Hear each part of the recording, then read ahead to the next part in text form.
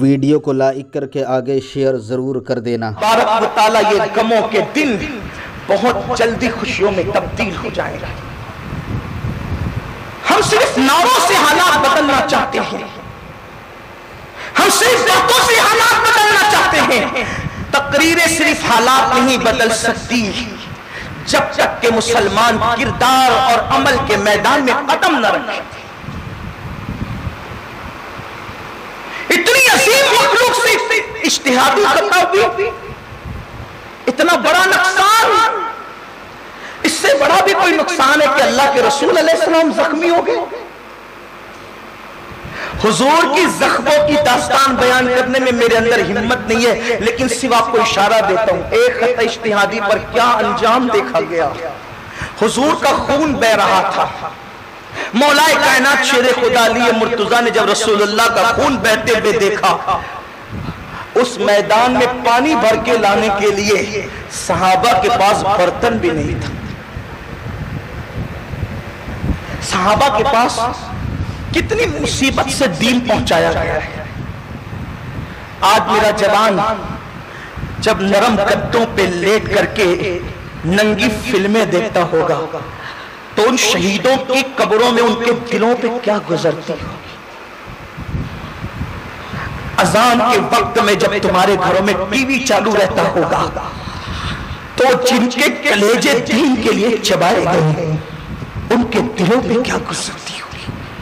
رات کے 2-3 بجے گلیوں میں چھپ کر، درختوں کے پیچھے چھپ کر، آٹو رکشہ میں چھپ کر کے جب تم فون پر کسی لڑکی کو زنا کے لیے آمادہ کرتے ہوں گے تو جن کے ہاتھ پیر آنکھ ناک اور ہونٹ کاٹ کاٹ کے لوگوں نے، عورتوں نے پازیب بنائے تھے، ان شہیدوں کے دل پہ کیا گزرتی ہوگی کہ اسی دن کے لیے ہم نے جام شہادت نوش کیا تھا،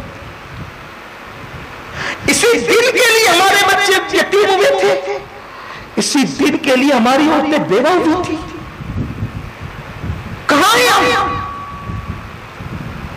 مسلمانوں کو احساس شہادت ہے ان کا جن کو گھاس میں لپیٹ کر قبروں میں ڈالا گیا، جن کو دفن ہونے کے لیے کفن بھی نصیب نہ ہوا، جن کو دفن ہونے کے لیے قبریں بھی ایک قبر میں 2-3 صحابہ کو رکھا گیا۔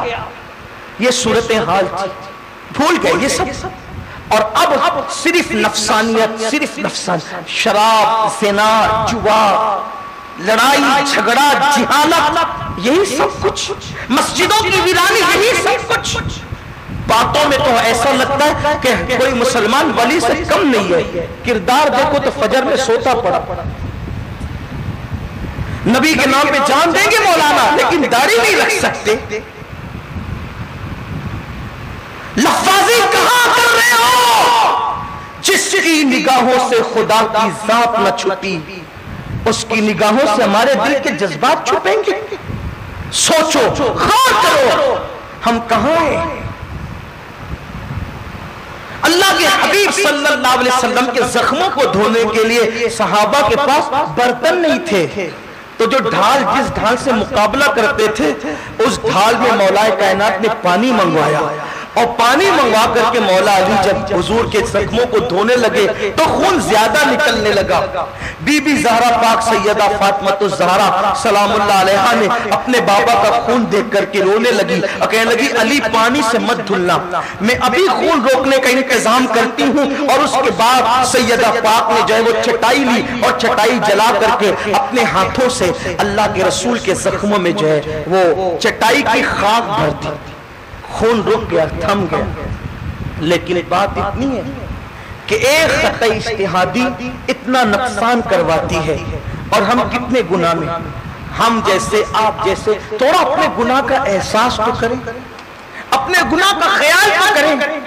اس طرح مسلمانوں کا قتل عام ہوتا ہے۔ آئیے دوسری تاریخی بات، یہ تو 3 ہجری کی بات ہے، پھر اللہ تبارک و تعالیٰ نے مسلمانوں کو خوب نوازا، بہت نوازا، قدرت نے اتنا نوازا کہ دنیا کے اکثر ممالک پر اسلام کے پرچم لہرا گئے۔ مشرق سے لے کر مغرب اور شمال سے لے کر جنوب تک اسلامی حکومت کا دور دورہ ہو گیا. اللہ نے مسلمانوں کو اتنی دولت دی، علم دیا، ایجوکیشن دیا، شانیں دی، شوکتیں دی. حالت یہ ہوئی کہ بڑے بڑے کلیسا، بڑے بڑے گرجا مسجدوں میں تبدیل ہو گئے. اقبال اس دور کی عکاسی کرتے ہوئے کہتے ہیں دی اذانیں کبھی یورپ کے کلیساؤں میں اور افریقہ کے تپتے ہوئے صحراؤں میں، دشت تو دشت ہے دریا بھی نہ چھوڑے ہم نے، بحر ظلمات میں دوڑا دیے گھوڑے ہم نے. قدرت نے اتنی بڑی حکومت دی مسلمانوں کو، وہ خلافت جسے دنیا خلافت عباسیہ کہتی ہے. خلافت راشدہ کے بعد بنو امیہ کے بعد عباسی خلافت، اور عباسی خلافت کے بعد درجہ بدرجہ درجہ بدرجہ پھر ایک حکومت آئی جس کو سلجوقی حکومت کی.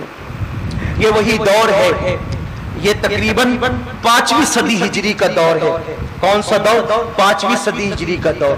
اتنا خوبصورت دور ہے یہ مسلمانوں کے لیے کہ اس دور میں ایک عام مسلمان جو عام مسلمان کہلاتا تھا، جس کو آپ کہہ سکتے ہیں کہ مڈل کلاس کا آدمی، اس کے گھر میں 300 کنیزیں ہوتی تھی. یعنی جس کو ہم کہتے ہیں درمیانی طبقہ، 300 کنیزیں اس کے گھر میں ہوتی تھی. یوں دولت تھی اس کے پاس.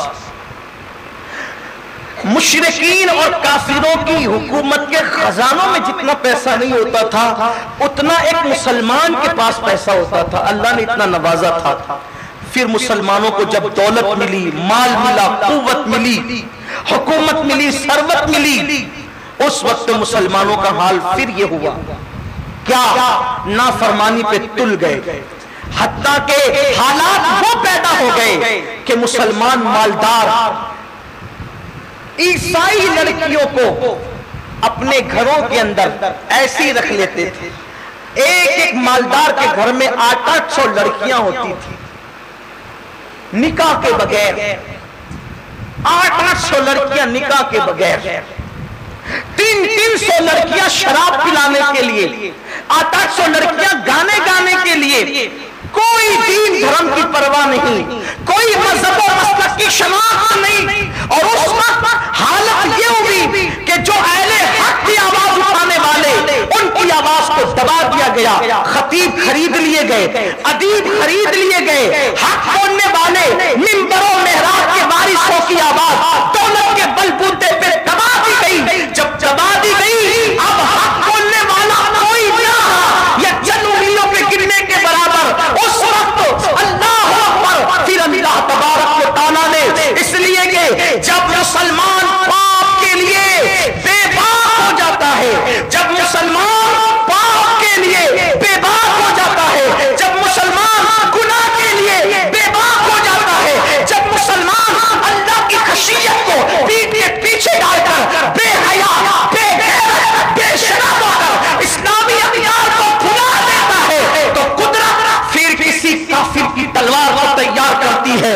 اس لیے کہ بہت بڑے صوفی کا قول ہے، جسے قرآن و حدیث کی نصیحتیں جس قوم کو نہ سدھارے، پھر اس قوم کو ہلاک کرنے کے لیے ظالموں کی تلواریں آتی ہیں. پھر اس قوم کو تباہ کرنے کے لیے کافروں کے لشکر آتے ہیں. جب واعظین کی باتیں نہ سنی گئی، واعظین کی باتوں کو سن کے مذاق اڑایا گیا، اہل حق کی زبانیں بند کر دی گئی، اس وقت قدرت نے ہلاکو اور چنگیز خان کی فوجوں کو آفت اور طوفان بنا کر کے بھیجا.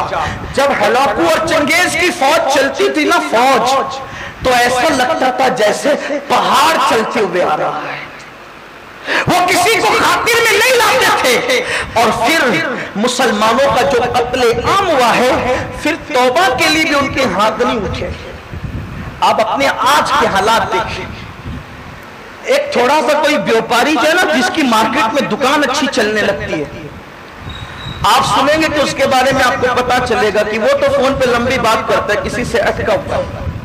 یہ صورتحال ہے.